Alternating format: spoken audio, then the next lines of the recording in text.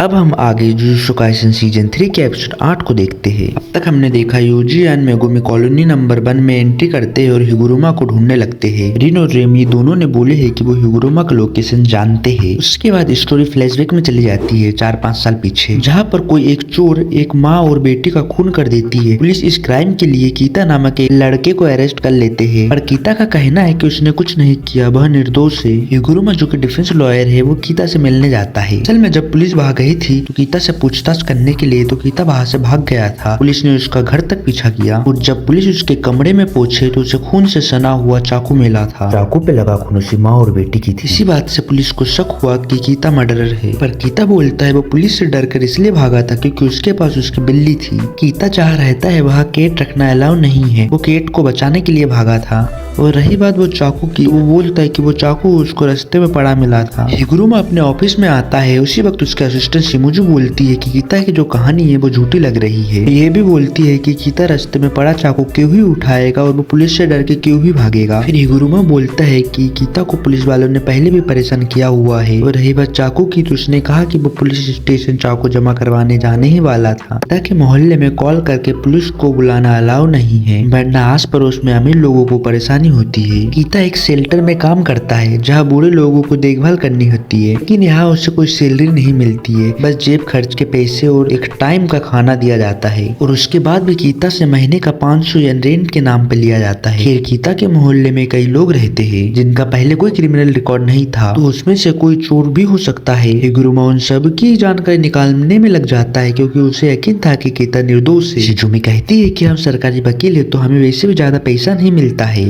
और उससे ज्यादा तो हमें काम करना पड़ता है। सबको पता है कि इस केस में कीता को सजा जरूर मिलेगी, फिर भी हिगुरुमा उसके केस क्यों लड़ना चाहता है। हिगुरुमा बोलता है कि कभी कभी ऐसे केस भी लड़ने चाहिए जिससे दिमाग तेज होता है। तब शिजुमी चिल्लाते हुए बोलती है कि कभी कभी नहीं, तुम हमेशा ही ऐसे केस लड़ते हो। शिजुमी फिर ताकागी से मिलने चली जाती है। ताकागी पहले हिगुरुमा का असिस्टेंट हुआ करती थी, अब वो खुद का कैफे चलाती है। वो बताती है कि हिगुरुमा शुरू से ही ऐसा है, वो पैसे के लिए बिल्कुल भी लालची नहीं। उसके पास एक बार ड्रंक ड्राइव का केस आया था जिसमें एक 19 साल के लड़के को उसके साथी ने दारू पिला दी थी। हिगुरुमा वो केस हार गया था और फिर वो लड़का उस पर चिल्लाने लगा कि तुमने मुझे बचाया क्यों नहीं। ताकागी ने तब भी हिगुरुमा को मना किया था कि ऐसा केस मत लिया करो जिसको जीतना असंभव। हिगुरुमा हमेशा से ही कमजोरों की रक्षा करना चाहता था। फिर वो कहती है कि इन सबके चक्कर में हिगुरुमा अपने मेंटल हेल्थ खराब ना कर ले। काफी मेहनत करने के बाद हिगुरुमा कीता को बेगुनाह साबित कर देता है और दरअसल क्राइम वाले दिन से ही कीता के मोहल्ले में एक लड़का गायब था। हो सकता है कि चोरी उसने ही की हो। और वैसे भी क्राइम के बाद एक स्टोर के सीसीटीवी पे कीता दिखाई दे रहा है और कीता के घर से एक भी चोरी का सामान बरामद नहीं हुआ। कीता हिगुरुमा को थैंक यू बोलता है उस पर यकीन करने के लिए, लेकिन हिगुरुमा जानता था कि सामने वाली पार्टी फिर से अपील करेंगे। फिर से ट्रायल होता है और इस बार कीता को दोषी ठहराया जाता है और उसे उम्र कैद की सजा मिल जाती है। हिगुरुमा जैसे छोटे वकील के पास ज्यादा फंडिंग, ज्यादा पैसे नहीं होते, ज्यादा स्टाफ नहीं होते हैं, जिससे वो नया सबूत पेश नहीं कर सका। फिर से अपील करने के लिए उसे सुप्रीम कोर्ट जाना होगा, पर वो इतने छोटे मोटे केस सुनते ही नहीं और कोर्ट ने तो पहले ही कीता को दोषी साबित कर चुका है। कीता हिगुरुमा की साइड देखता है। कीता के चेहरे में गुस्सा, नफरत, दुख सब नजर आ रहा था। हिगुरुमा ये देखकर वो खुद से पूछता है कि ये मुझे इस प्रकार क्यों देख रहा है। ताकागी ने इस वक्त हिगुरुमा से पूछा था कि उसके मन में क्या चल रहा है। हिगुरुमा बताता है कि वो कोई हीरो नहीं है जो मासूम लोगों को बचाता है, बस वो कुछ भी गलत होते हुए नहीं देख सकता। कानून अंधा होता है क्योंकि वो सबके लिए बराबर है, लेकिन कानून के अंदर जो लोग काम करते हैं वो अपने आंखें बंद कर लेते क्योंकि वो सच देखना नहीं चाहते, क्योंकि सच कड़वा होता है। हिगुरुमा कहता है कि वो हमेशा ही बेगुनाह लोगों की मदद करता रहेगा, चाहे वो अकेला ही क्यों ना हो। फिर जज कहता है कि किसी को इस फैसले से एतराज हो तो वो सुप्रीम कोर्ट में 15 दिनों के अंदर अपील कर सकता है। उस वक्त हिगुरुमा काफी उदास था। उस वक्त उसके कर से एनर्जी एक्टिवेट हो जाती है। अब वो अपने जगह पे खड़े होता है, एक हथौड़े से टेबल पर मारने लगता है, जो देख सब हैरान हो जाते हैं। अब हिगुरुमा के ऊपर एक बड़ा सा शिकिगामी आ गया था। हिगुरुमा सबसे बोलता है कि सब अपनी जगह पे बैठ जाओ क्योंकि ये ट्रायल फिर से शुरू होगा।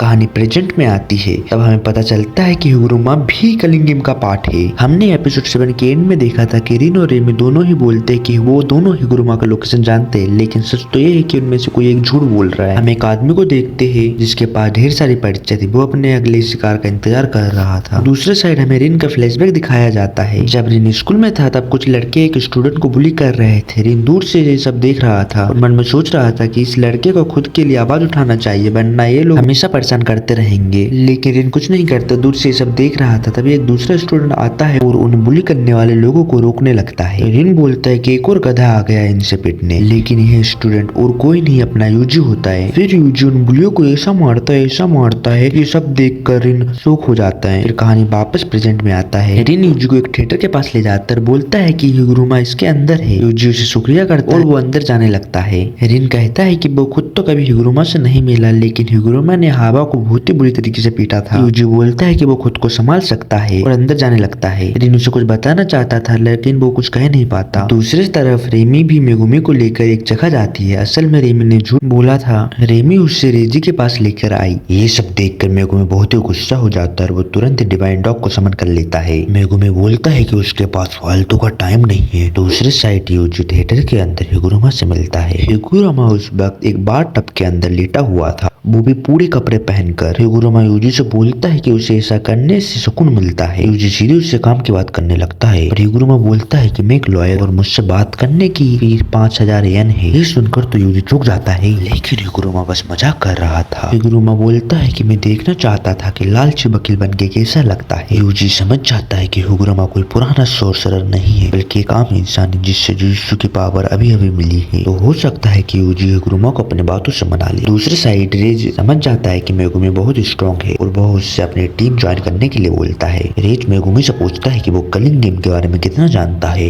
मेगुमी बोलता है कि यह एक रिचुअल है, इसका पूरा होने पर जापान के सभी लोग बदल जाएंगे। ये सुन रेज हंसने लगता है और बोलता है कि तुम केंजाकू को जानते हो। मेगुमी को पता था कि कलिंग गेम में केंजाकू की पहचान वाला कोई सॉर्सरर तो होगा ही। रेजी का मानना था कि केंजाकू का असली प्लान कुछ और ही है। मान लो कि 1000 सॉर्सरर इस गेम में हिस्सा ले रहे हैं और हर कॉलोनी में करीब 100 सॉर्सरर, पर इन कॉलोनी में कासिमो और हिगुरुमा जैसे महाशक्तिशाली लोग भी है जो आसानी से बाकी सबको एलिमिनेट कर सकते हैं। हिगुरुमा और कासिमो दोनों मिलकर 60 प्लेयर को एलिमिनेट कर दिया है। मेगुमी ने ये बात नोटिस की थी क्योंकि कॉलोनी में कुछ ज्यादा ही सन्नाटा था। रेजी बताता है कि कई मॉडर्न सॉर्सरर तो आसमान से एंटी लेते ही मर गए थे। अगर केंजाकू को सच में प्लेयर्स की कर्ज एनर्जी चाहता तो वो ऐसा एंटी सिस्टम रखता ही क्यों, बल्कि तो केंजाकू चाहता कि सॉर्सरर आपस में ही लड़ते रहे। रेजी का मानना था कि जब एंड में एक ही सॉर्सरर बचेगा तो केंजाकू उस पर बम फेंक के खुद ही कलिंग गेम को खत्म कर देगा। अब सीन कट होकर केंजाकू के ऊपर शिफ्ट होता है। केंजाकू चाइना के गवर्नमेंट के कुछ लोगों से मीटिंग करने गया था।